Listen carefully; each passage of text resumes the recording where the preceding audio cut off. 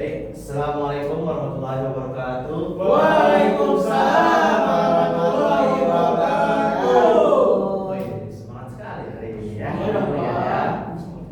Nah, jadi sebelum Bapak mulai materinya, Bapak mau minta tolong kepada kalian yang masih ada sampah di samping kursi kalian, tolong dibawa dulu. Raffi ada di bawah. Oh iya Pak, oke. Ya benerin Dika, rambutnya Dika jangan lupa digunting ya. Iya, siap. Bandel kamu ya. Siapa? Maaf Pak. Nah, sebelum kita mulai ibadah kita bacakan basmalah bersama-sama. Bismillahirrahmanirrahim. Pintar. Para yang hadir, Hadir Pak. Raffi, Hadir Pak. Dika, Alhamdulillah hadir Pak. alhamdulillah di semua ya. Iya Pak. Nah, di sini Bapak akan membawakan materi tentang menghindari sifat hidup berfoya-foya. Oke. Siapa di sini yang hobinya berfoya-foya? Saya bukan Pak. Saya Pak. Parael, kamu Pak. keras kepala kamu ya. Kenapa kamu selalu berfoya-foya, Parael? Pak, kenapa? Enggak, bapak pernah ingat kamu selalu beli HP yang mahal-mahal, beli ini, beli itu buat cewek kamu kan? Iya Pak, benar. Tidak boleh seperti itu. Jadi Benar. kita hidup itu tidak boleh berfoya-foya, Rel, ya. Iya. Karena harta ini tuh bukan milik kita, jadi nggak boleh sembarangan belanjain, tidak boleh. Kita harus bersedekah juga. Kalau bisa berfoya-foya tuh nanti kita, aduh, bakal pusing sendiri, Rel. Jadi kalian harus menyimak ini biar kalian tahu bagaimana cara menghindari sifat hidup berfoya-foya, bagaimana cara menghadapi apa namanya kayak muncul sifat keinginan untuk berfoya-foya gitu ya. Oke. Nah sebelum bapak masuk dulu nih, bapak mau nanya dulu nih ke kalian nih. Coba Raffi, Iya Pak. sepengetahuan Raffi, apa saja dampak negatif dari sifat hidup berfoya-foya? Cepat jatuh miskin Pak. Betul, apalagi? Hidupnya nggak tenang Pak. Nah, pintar sekali. Selanjutnya, Farael. Setahu Farael, bagaimana cara menghindari sifat hidup berfoya-foya? Ya jangan melakukannya lah Pak. Asik. Apalagi? Ya, terus menghindari dari ya, pokoknya menghindari aja lah. Asik. Rawat baik-baik hartanya gitu ya. Iya, betul, Pak. Pintar. Baiklah, jadi di sini Bapak akan menyampaikan acuan pembelajaran Bapak pada hari ini. Jadi nanti Bapak akan pakai metode namanya talking stick, ya. Dan tujuan pembelajaran itu agar kalian bisa mengetahui yang tadi itu dampak-dampak negatif dan cara menghindari. Oke? Oke. Siap, Pak. Jadi langsung saja masuk. Set. Bagus kan baca Bapak. Bagus, Pak. Iya, Pak. Coba saudara Raffi tolong bacakan. Dalam Al-Quran katakan bir disebut 3 kali dan israf 20 kali, keduanya dilarang karena mengandung makna pemborosan. Bir berarti membelanjakan harta tidak pada tempatnya, tidak hak. Sedangkan israf adalah menggunakan harta secara berlebihan tanpa manfaat. Oke, sip, bagus. Oke. Jadi di sini sudah dibilang tafsir berarti membelanjakan harta tidak pada tempatnya, yang artinya tidak hak. Sedangkan israf adalah menggunakan harta secara berlebihan tanpa manfaat. Jadi maksud dari tafsir ini membelanjakan harta tidak pada tempatnya itu kalian membeli harta yang seharusnya tidak kalian beli. Misalnya itu hanya keinginan kalian, bukan tujuan kalian, jadi bukan pada tempatnya. Atau apalagi kalian beli barang yang haram, wah menjadi tadi dulu. Nah sedangkan israf menggunakan harta secara berlebihan tanpa manfaat. Kalian memakai harta kalian berlebihan, membeli harta berlebihan, gak ada manfaat sama sekali, cuma kayak gue pengen beli ini, gue pengen beli itu kan gak ada manfaat kan. Jadi kayak ngapain kalian beli kalau misalnya habis kalian beli, kalian biarin aja kalian nganggurin, buang-buang duit kan namanya kan, bener nggak? Betul, Pak. Terus mengeluarkan harta untuk hal yang dibenarkan meskipun banyak itu namanya bukan pemborosan. Nah sedangkan di sini pernyataannya itu sebaliknya. Kalau misalnya kita mengeluarkan harta untuk hal yang dibenarkan meskipun banyak, kayak misalnya sedekah, bantu Palestina, donasi dan lain sebagainya, itu bukan pemborosan. Karena itu kita jadi dapat pahala. Nah, terus mengeluarkan sedikit harta untuk hal yang dilarang tetap disebut pemborosan. Jadi kalau kita mengeluarkan sedikit aja harta untuk yang dilarang, kayak misalnya kita beli minuman, kita kayak pergi ke klub, nah itu termasuk pemborosan. Jadi Allah tidak menyukai orang yang boros dan berlebihan, karena sikap ini menunjukkan lemahnya iman. Oke. Next selanjutnya ada dalil Dalil, coba Dika, saudara Dika. Silakan. Bismillahirrahmanirrahim. Wa ati dal qurbi haqqan wal miskin wa ibn as-sabil wa la tadhur tabdhira. Innal mubtirina kanu ihwana asy-syayatin wa kana sawfa li rabbih kafura. Oke, Astagfirullahaladzim.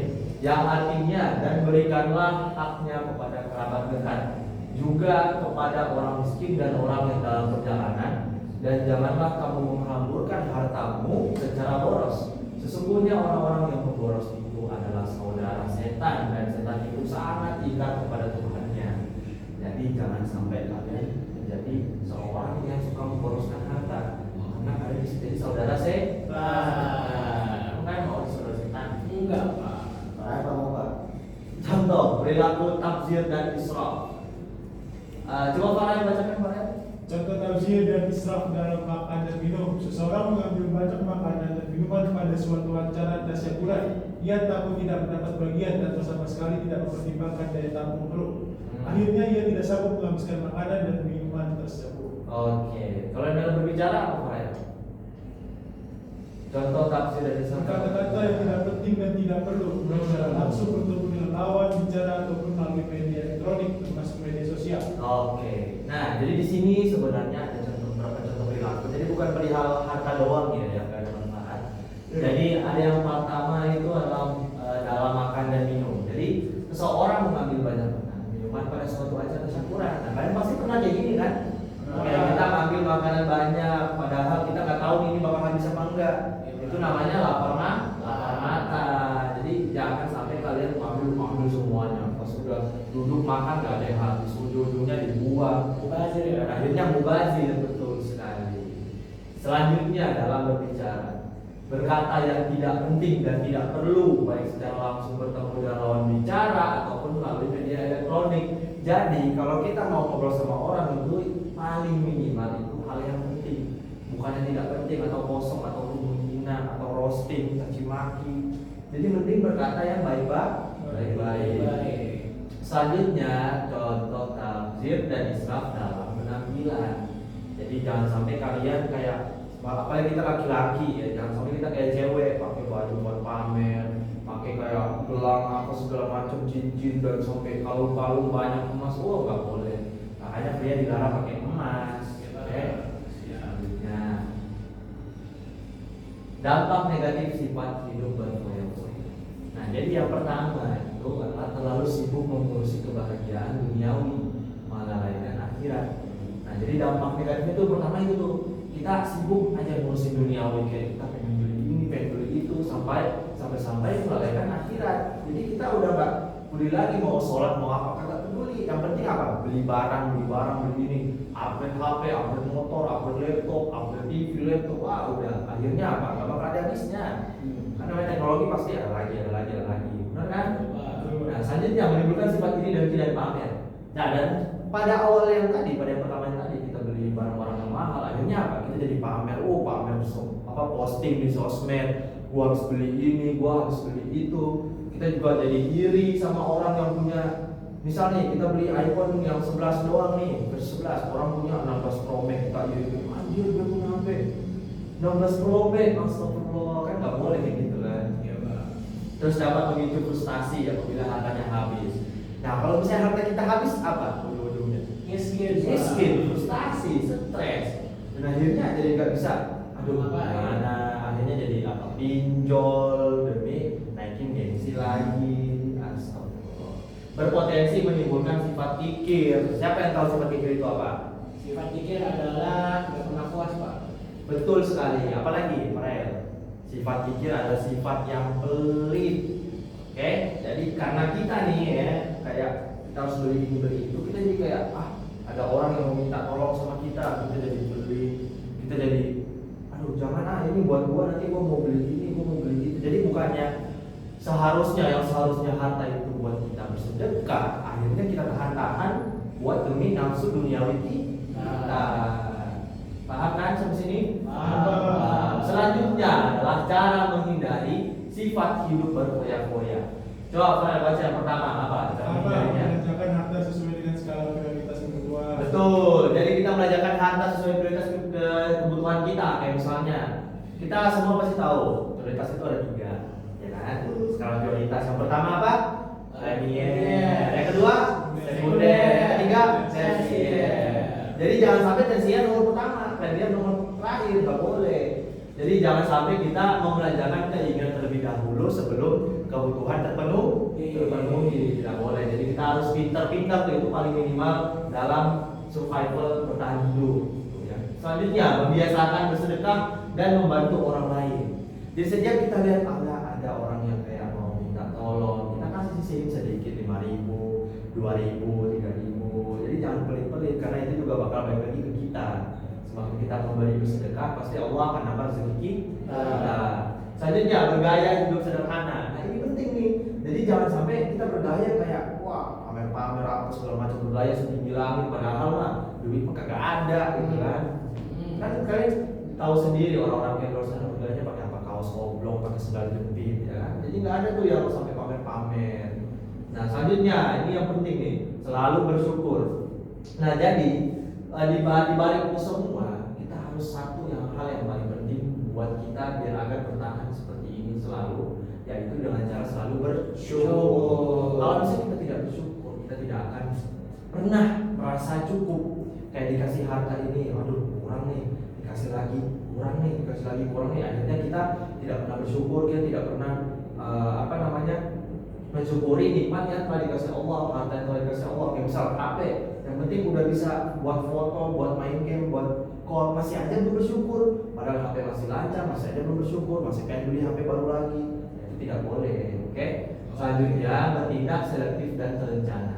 Ini maksudnya gimana Pak? Maksudnya adalah kita bertindak itu secara hati-hati, terencana, jangan barbar, jangan sembarangan. Kayak misalnya kita ikutin temen beli ini, kita beli ini, padahal kita nggak butuh.